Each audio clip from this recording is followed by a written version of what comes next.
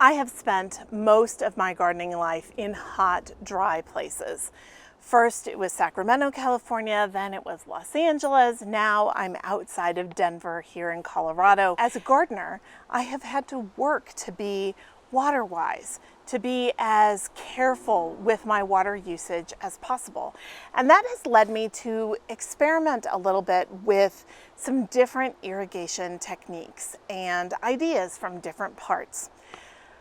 One day, when I was living in Southern California, I visited a place called the Urban Homestead, which is in Pasadena. It is a farm on a standard city lot, and it is so inspiring. They grow all kinds of produce. It's really remarkable. But the thing that I came away with most from that visit was that they use something called an Olla to irrigate their entire farm. And frankly, learning about Ollas from the Urban Homestead transformed my gardening practices. So today I am going to show you how I use Ollas in my own garden. I use a variety of different systems, including a DIY easy way to make your own Olla.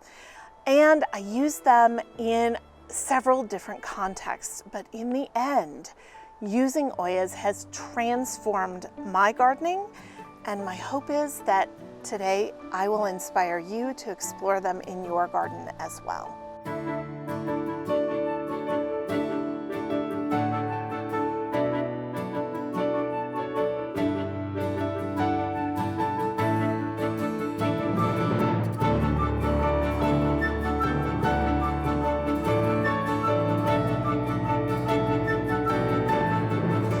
If you are new here and you love gardening, be sure to hit that subscribe button right now, and let's get started. So what exactly is an Olla? Well, an Olla is an unglazed terracotta pot that you bury in the ground. And because it is unglazed, when you fill it with water, the water seeps out into the dry soil that surrounds it, and it creates a zone that is irrigated around the Olla itself. Ollas come in different shapes, they come in different sizes. There are lots of different places that you can get Ollas, but they all work on that same principle, that the water moves from the container into the dry soil. But here's the magic about it. If the soil is saturated with water, the water sits in the container until the soil becomes desaturated. And then as it dries out, the water starts to move again through the walls of the terracotta and out into the soil. It feels like magic. It's actually serious science behind it, but it feels like magic. And the thing is, Ollas have been used around the world in arid regions for millennia. This is not new. These are vessels that have been used by Native Americans. They have been used by people in China and all across those kind of arid and warm regions of the world for thousands of years. But they're worthy of a reinvention today, because as our climate changes, and for those of us who are trying to garden in very hot or dry locations, they can be a game changer. So there are a couple advantages to Ollas over other kinds of irrigation. Number one, like I said before, the water, if the soil is saturated, the water stays in the vessel.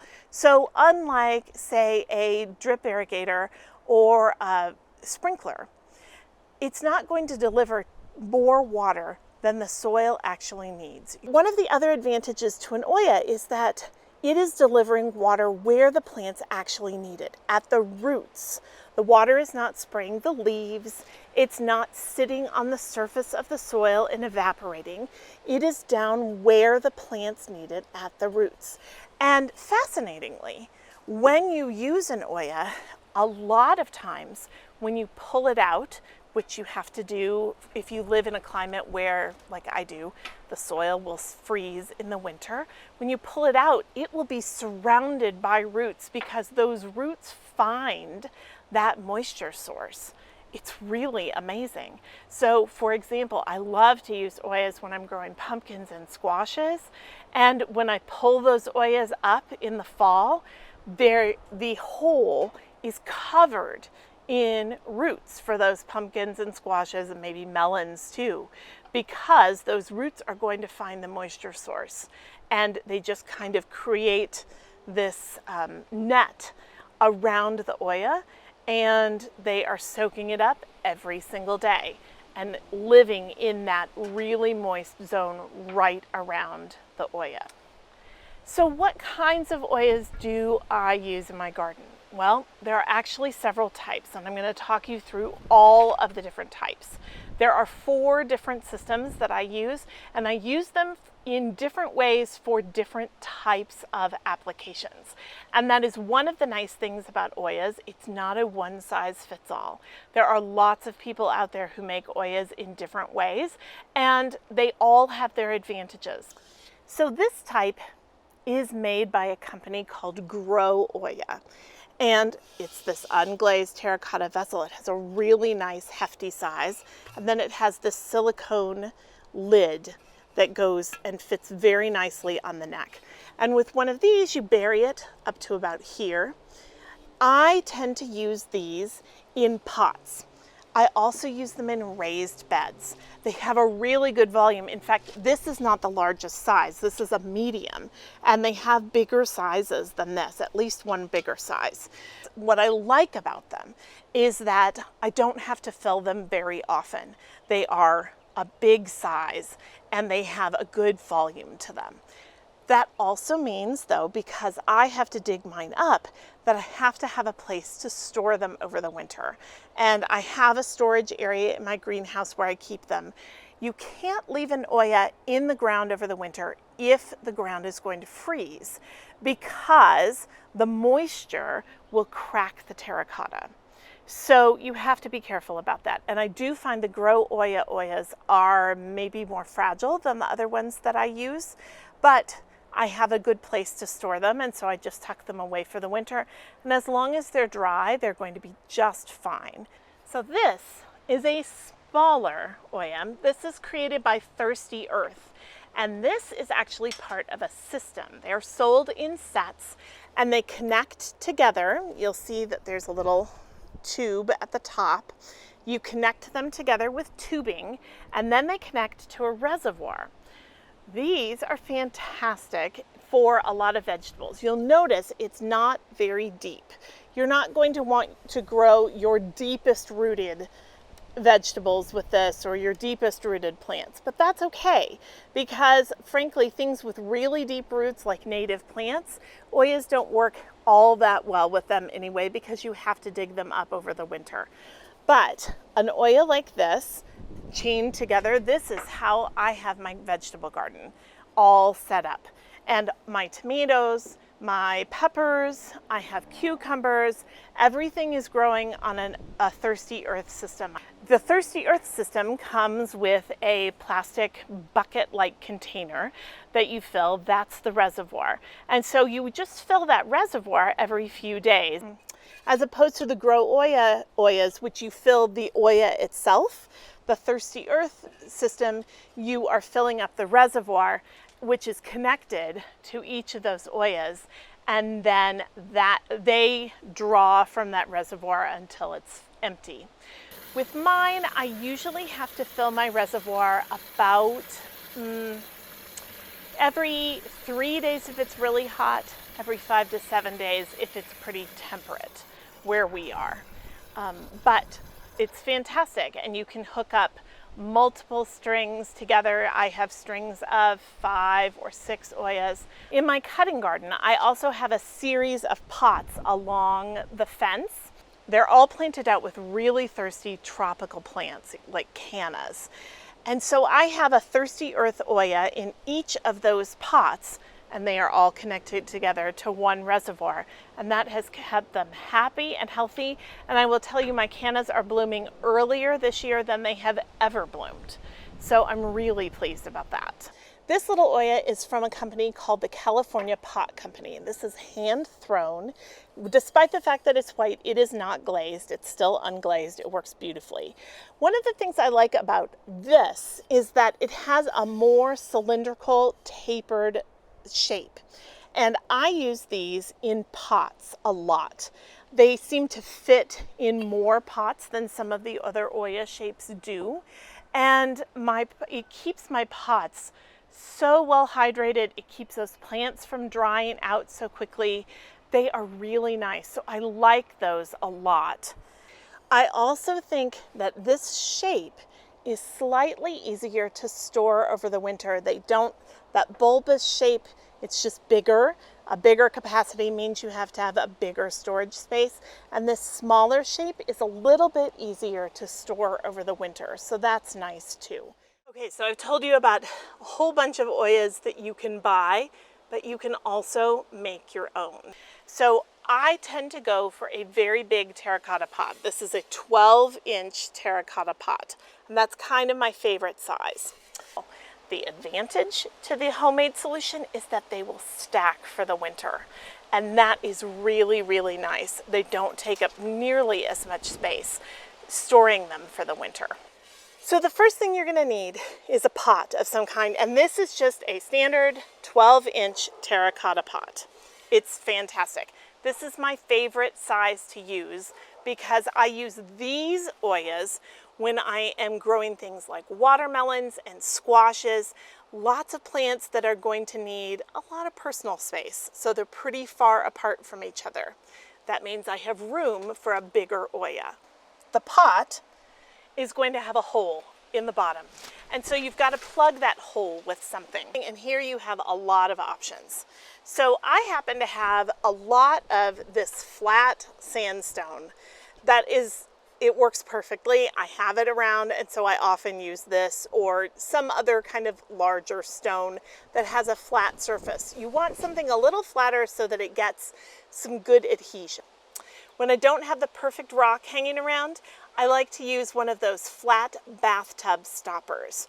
Those are actually the perfect thing. You could also cut a nice big piece of flat, sturdy plastic. If you have something in your recycling that you could cut up, that would be a good reuse for that too. And then you're going to need some silicone. So be sure you're doing this in a place where you've got protection down on the surfaces. So all you need to do is glue whatever you're using to cover the hole down with some silicone and wait 24 hours. Then fill your Olla with water and make sure that it's watertight. If you don't have any leaks coming out of the bottom, you're good to go. If you have a leak, then you want to fill in anywhere where you might have a leak with a little more silicone, let it dry for 24 hours, and test again. The last thing you're going to need is a plastic, and it needs to be plastic, saucer. But it's not to fit on the bottom of the pot, it's to cover the top of the pot. And it needs to be plastic because if you use a terracotta saucer, the water will evaporate out the top of the Olla, and that's not helpful. So you want it to be plastic, and I usually put a big brick or a rock or something on top of it to keep it from blowing away. That keeps the top on your Olla. Once you've made sure that your Olla is leak-free and ready to go, then you just bury it in the soil next to your plants. I usually do this before I'm planting out. So I get my Ollas in place, and then I put my starts in, and I plant them very close to the Olla. You don't have to do this, but I feel like it gives them a little bit of a head start. You're still going to need to water your plants. No matter what Olla system you're using, you still have to water your plants for a week or two, sometimes even 3 weeks, to help those root systems get established, find the water source, and help the water source equalize the moisture in the soil. One of the things that I have found is that the drier the soil is, and often, honestly, in early spring, our soil is pretty moist because we've had quite a bit of snow, but the drier that soil is, the longer it will take for your Olla system to really get up and going, because all that water is seeping out into the soil and it takes time to fully hydrate the zones around each of those Ollas. For example, when I installed my irrigation in my veggie garden with my tomatoes, my peppers, my cucumbers, I was refilling the reservoirs of water daily for the first about 2 weeks. Now, those beds were brand new. I had just filled them with soil. We hadn't had rain in a while, and I had all these new baby plants in there. So I wanted to make sure that everything was kind of getting up to speed, but also that moisture was wicking out into the soil really fast because that soil was dry. So I was refilling the reservoir daily, and I also watered each of those plants and gave them a good drink. Now I'm refilling the reservoir every 5 to 7 days. Ollas are a fantastic irrigation solution. They are simple and easy and can be very economical, and they mean healthier plants over the long run. And that is our whole goal. I will tell you personally that Ollas have eliminated blossom end rot in my tomato crops, for example. Blossom end rot, a lot of people say, well, it's because they don't get enough calcium. That is true, but actually it's because of inconsistent watering and inconsistent calcium supplies as a result of inconsistent watering. You use Ollas, your soil never dries out, and you will not have blossom end rot. Ollas are a fantastic water-wise solution. Make sure you're using other good water-wise practices too. Be sure you're mulching your beds and that you're planting plants together that have similar water needs. All of that will help you have a healthier garden in the end. There are links to everything that I have talked about today below in the caption. Don't be afraid to use multiple solutions depending on what your gardening configuration and needs are. And frankly, one of the best reasons to use Ollas is that you don't have to worry about going on vacation. If you have questions, drop them below and I will be sure to answer them. And don't forget to like and subscribe. Happy gardening.